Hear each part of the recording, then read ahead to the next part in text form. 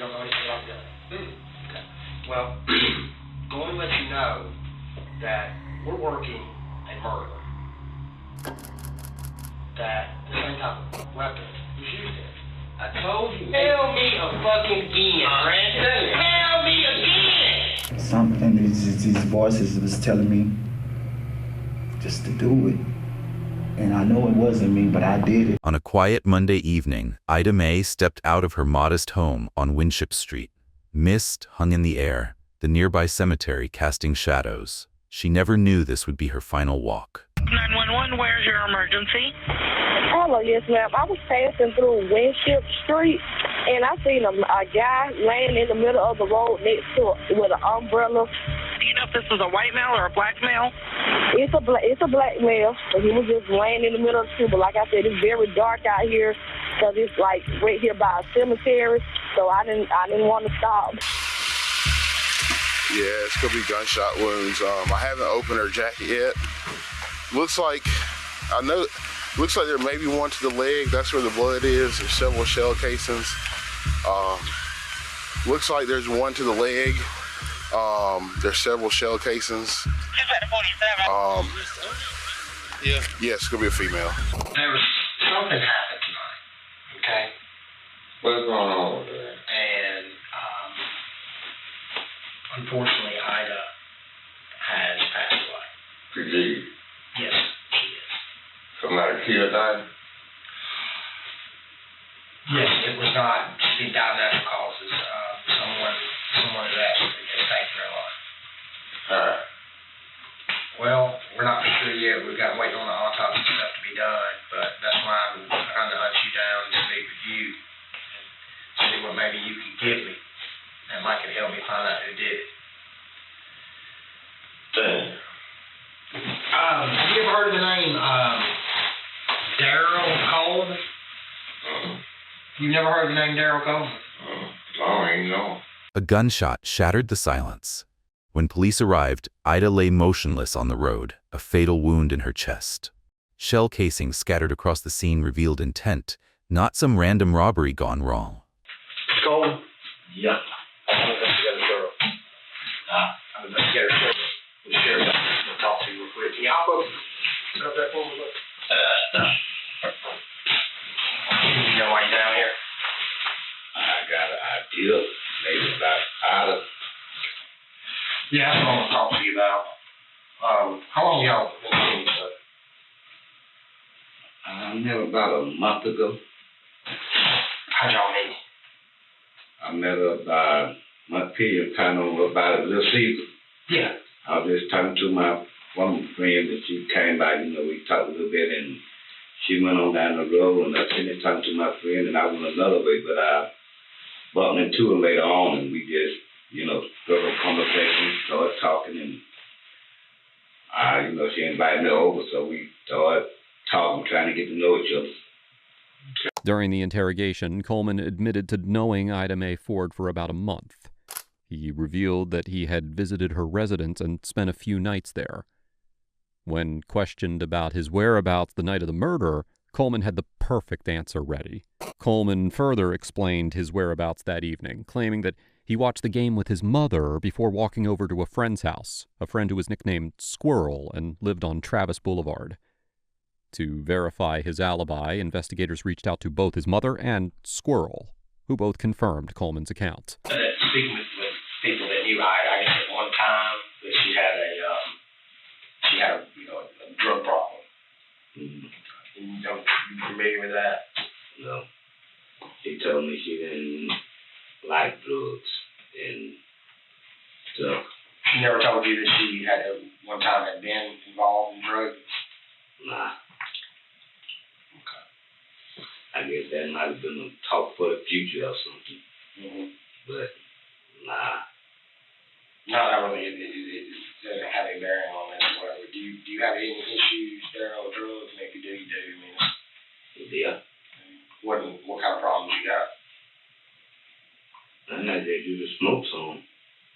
That's what? I mean, like, Weed and stones. Yeah. Stones? Yeah. But she didn't Nah. She didn't do with you or never say she did or anything like that? Nah. During further questioning, Coleman revealed that he first learned about the murder from a friend who called him to ask if he had spoken with Ida, mentioning there had been a murder in her neighborhood. I told her I talked to her earlier, and I said, well, I didn't talk to her later. I said, but let me call her and, see what she okay and everything. So I called, and the phone kept going to the answer machine. So I left a message like, girl, call me back. I'm trying to see if you're okay or you up on the corner being nosy. Because I didn't know it was her at that time. I said, you up on the corner being nosy or whatever. And I got called probably about 5 or 6 times. But nobody never answered the phone. Well, that made it start. Investigator Shirley searched the victim's phone. The last call traced back to Daryl Coleman. His refusal to cooperate and a suspiciously perfect alibi only deepened the detective's suspicions against him. Kind of worried a little bit. Now, around what time was that? And, I think I didn't get it off the call. Can you sit up here where I can see it? You don't mind? Yeah. When was the last time you shot a gun? In years. Like, Yeah. Go ahead. What? You want to test it or something? Shit, something tells me you've been down this road before. Nah, I just checked out some detective things and what they be doing and stuff. So I figured since you asked me that question, you might have some kind of test you want to check it on. There it is. Let me see your hand. Oh, well. Talk. Talk. Rufus, yeah. So my crime lab guys, they on the way down here, so you let them swab your hands? Yep. Okay, without search warrant, consent? Yep. Because you said the last time that you fired a gun was years ago. Yeah. Okay. So, if anything on there, I don't know how or where it comes from. It's some kind of miracle with some. You haven't been around nobody else shooting a gun? Chemicals or something. Oh, I said years ago. No, it been like a year or 2 ago. Okay. When you say years ago, I'm assuming you're talking like back in the day. Yep, 10, 15, 20. But you say it's been about a year ago? Yeah, a year maybe. More than a. Inside the interrogation room, Coleman appeared calm, too calm. He agreed to a gunshot residue test, but his confidence only fueled doubt, as if he were hiding something darker beneath his composure. Here's the thing. Now, I already know that you know, because you were out there, that the deputies got a gun out of your car. Okay? And what kind of gun was it? Your gun, right? Your gun? Okay. They got the gun out of your car. They didn't tell you that at the time? Okay. Well, they got a gun out of your car. All right. That is your car. You said it's your car. Yeah, my car. Okay. How long have you had it? I just got it. Yeah, but you just got it, commit 5 minutes ago. No. Yesterday. Or Yeah, probably yesterday. No, yesterday, day before yesterday. Okay, yesterday, day before yesterday. Where'd you buy it from? The dude, I think it's CNC. Nigga named Mike, he did right on Pine on it. It got cars in the lot. You know what I'm saying? I drove it off the lot. He ain't tell me nothing about no insurance. Like I would have when he got it. Man, I drove it off the lot. Though. I still got the little operating tag, the temp tag on it. Okay. Well, like I said, they got a gun out of the car. And of course, that gun will be tested and stuff like that and all. So if your DNA will be on it, we'll know, right? Okay. So, you're saying you don't know anything about the gun? Okay. Well, the gun is a .40 caliber. Okay. Now, going to let you know that we're working a murder. Okay. That the same type of weapon was used in. And you just so happen to get picked up today with what? The same type of weapon, right? So, how do you think that looks? You know what I mean? I'm just telling you. You put two together. That don't mean a damn thing. Okay. I just want a girlfriend. Okay. Call her. She didn't tell you I just left. She was calling the phone anyway. She want to know where I'm at. Where she live at? On site. Cypress? Yeah, Cypress. Right down by Burn, close where you pulled me over. Cypress Drive. And right up by Carlisle. CYPRESS. Right out the other place. Cypress. Out First Falcon. season? First season? I don't know, first season, yeah. Yeah, it's over there by there. Well, how long have you known about the gun? How long has it been in your car? How long have you touched it? What you mean, how long I touched it? I got it when I found the book bag and I walked on my before I bought my car. Okay, where was that at? My mom had on E. Okay, so you found the book bag. And the gun was in the book bag too. Okay. And what else was in the bag? What you find, man? I didn't find anything. Man, you know what's going on. Yeah. Then came a breakthrough. During a traffic stop, officers seized a black backpack with marijuana and a .40 caliber pistol from Brandon Mitchell's car. The weapon matched the caliber used to kill Ida. That's patrol baby, right? Same difference. No. Big difference. Big difference. Listen. Well, you ain't find it where he told you. He pulled you over. That's bullshit. Okay, that wasn't good. We ain't talking to you about what you got in the car. There's only one thing we're concerned with when you understand what we asking you about. Yeah, You know what that one thing is? That gun. That pistol, right? That's the only thing you're worried about. For anything else, that's what you gotta deal with him with. Our job is totally different than that. We give them bodies. I ain't got nothing to do with nobody. Okay, that's what we asked you about this gun. And I'm telling you, I ain't got nothing to do with that body or that gun. Okay, so but you saying that you got the gun out of a book bag. When did you get that book bag? Well, I bought my car. When I got my car. I found the book bag. Then I bought my car. Where you found the book bag? On my mustard in the bush. And your mom stays on Edmund place, right? Eden. Now my girlfriend on what's called. And how long ago was that? How many days ago was that? A week ago or something? No, when I bought my car. Okay, you said you bought your car when? When I don't know, shit. Call Mike, 978-0007. He'll tell you when I bought that motherfucker. Who was Mike? The dude at the car dealer place. He's one of the workers there? He owned it. Okay. He said, don't say anything, right up under the thing. That's what I'm telling y'all. All right. So you found the book bag right before you bought the car? No, like the day before. Then I went and bought my car. Man, hell yeah. And my daughter can help too. You want me to get home? She'll tell you. Oh, you know. 3 for the before. She'll tell you what I'll be here tonight. You want me to tell you call brother, you call mom, you call, man, about 7, 8 people in the house that know I'll be up every night. Okay. Y'all shit. We talking about one? No, I'm talking about they be right out there. Yeah. We talking about Monday, period. Alright. Well shit, they know I'll be up every day. I mean every Monday. They know that all that Monday. Okay. Y'all chill. And your brother? No, we're the only one in there tripping. Is Jermaine. Huh? Jeremy, right? Well, do what? I was at his house. Right, Monday. Around what time was that? I told you, I take my daughter to school at 8. Tell me again, Brandon. Tell me again. It's like the movie now. It's like I tell you, I take my daughter to school at 8 o'clock every morning. And then I leave my girlfriend by 12 when she go to work, because she go to Bubble Mobile Tire at 11:30. We're not talking about every morning, we're talking about Monday. That's what I'm talking about. Monday, it's the same difference. What you mean? Monday, I took my daughter to school. Boom, dropped off. I came back home.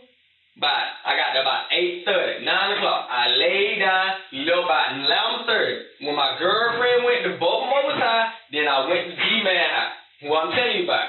I left his house about motherfucking 8 or 9 o'clock when she get off at Mason, because she get off at her dad's stop at 3, then go to Mason about 4 or 5. That's what I'm telling y'all. Then I went home to her, and she can tell you that. Mitchell scrambled for excuses, citing his girlfriend and daughter to shield himself. Yet the holes in his story grew wider. Detectives switched to the classic good cop, bad cop strategy to break him down. All right, what's your last name? My name is. Is anybody else with you? Anybody else with you? We're calling riding, going to different places? By yourself? It's right on. Detectives pressed harder, circling back to Mitchell's shaky car story. Dates shifted, excuses stumbled, and his memory grew foggy. Each word only deepened the cracks in his already fragile defense. It's around the, well, I don't care if it's around the fucking corner. I'm telling you,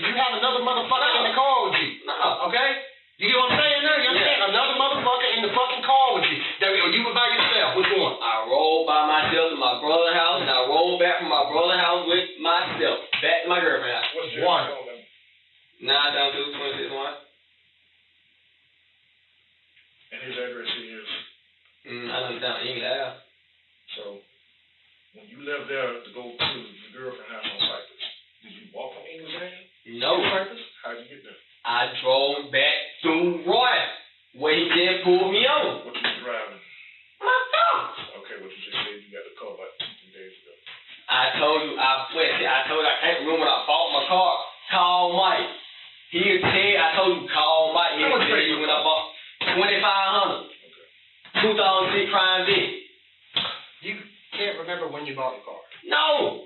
How the fuck can you not remember when you bought your car? Man, it had to be on the south. I think it was on the south, matter of fact. On the 7th you bought it? Mm-hmm. Okay, which would mean that would be Sunday. Nah, hell no, I might have been on Sunday. You want to make a bet? It was Sunday? You want to fucking make a bet? Look, we can pull a calendar up. Okay? Look at that. Sunday, the 7th. I grabbed my phone. I took a picture of my car the day I bought it. I can show you the day I bought that motherfucker. It probably was a Sunday. Okay. Matter of fact, his car in my car. It's sitting in the motherfucking middle. Okay. So, because they got your phone, right? Yeah. Okay. So we'll be able to look through the phone. What's your phone? The 972-1590? Mm-hmm. Who's the phone down? Yeah. You got some weed on you somewhere. No. What you so sweet on? Yeah, I told you I know. As a matter of fact, I was at my brother's playhouse watching football game. So you went at the other brother? Nah, I was at Tay house, so we had left his house and went to my brother's house. Now who's Tay? That's my other brother. We stay around the corner from my brother. What phone? We stay around the corner from Eagle Ave. Both on the same place now. I'll pay you. He about 23, 24. Shit, I don't know. You baby? Yeah, you know the Georgia game was on. Monday. Yeah. Boom. I told she had just rolled up and text me. I told her I needed the text message. She just rolled up. She said, she told me to get my daughter on E at 8:49. I told her I was gonna come in the hat when it was like at halftime. What time the game started? Like about 8. You know what I'm saying? I told her I was gonna come out on 8:49. Then I went on some people's phone. You got my phone? And I told you what time when the people pulled up on me. But yeah, they came to bring me some money. Mitchell clung to his alibi, watching football at his brother's house. Relatives confirmed parts of his tale, but detectives knew timing was everything. DNA swabs and the .40 caliber gun would soon tell the truth. I can tell you what time I was still sitting there at my brother's house because they came to bring me money. I was waiting for my other brother to come back. So my pay out, right? Yeah. And then boom, what I say? And then I had went home. Shit, I don't think I'll tell when I got home though. But yeah, shit, I told you I was at my brother's house watching the game, food out. It was about 12 people that survived. Did you have that book back then? Hmm. So you haven't found it yet? Yeah. Shit, I told you I went driving with it. But you had found it already? Yeah. And you found it what, Saturday, Sunday, Monday? Man, I told you, I don't know where did I find it. Well, the same day you bought the car, right? Or before you bought the car? No, I found it the day before I bought the car. And you bought the car Sunday. Mm-hmm. We all live this life, okay? And this is me as an adult to an adult, someone adult, you're a young man, and as a parent, okay? I'm telling them that we ain't got to worry about no more. And plus, what we do for a living, I don't believe that. And the reason listen, the reason being is that I kill my gratitude. Okay. Okay? 30 homicides last year. Mm-hmm. Now, how many of those 30 do you think were your age and younger? I would probably say, 80%. I'm just telling you something to keep this in mind. I know you won't believe me. You'll walk away from here and say, fuck him. If you keep going like you're going now, you're going to end up being a statistic. We're going to be investigating. I'm going to be standing over very dead bodies in the street, okay?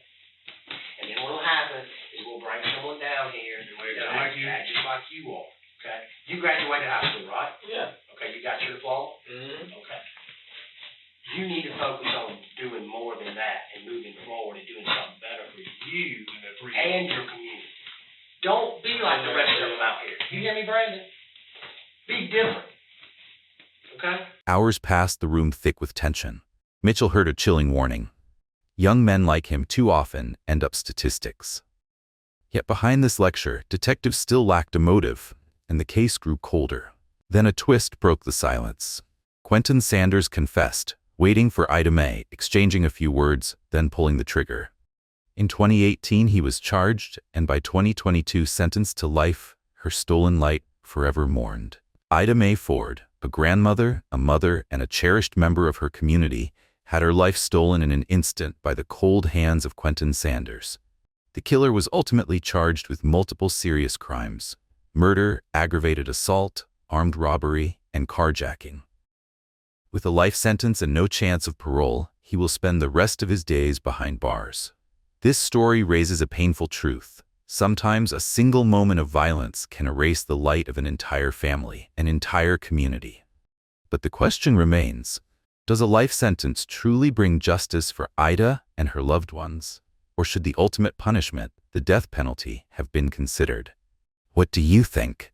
Is life in prison enough, or should a harsher sentence be given to set an example for others? Share your thoughts in the comments, and don't forget to subscribe to our channel to enjoy more powerful stories and exclusive content in the future.